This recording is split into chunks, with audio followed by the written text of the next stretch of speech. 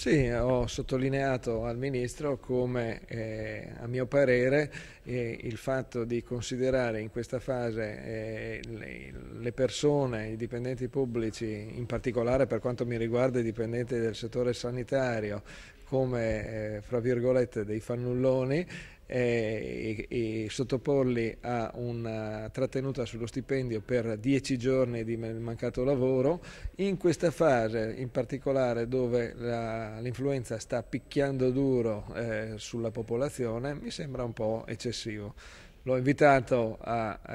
diciamo, a ripensare un attimo e a considerare il fatto che proprio vista l'eccezionalità della situazione sarebbe forse il caso di magari rafforzare i controlli per le assenze di 2 o 3 giorni, ma di lasciare un po' più liberi, di allargare i cordoni anche della normativa per le persone che effettivamente stanno male.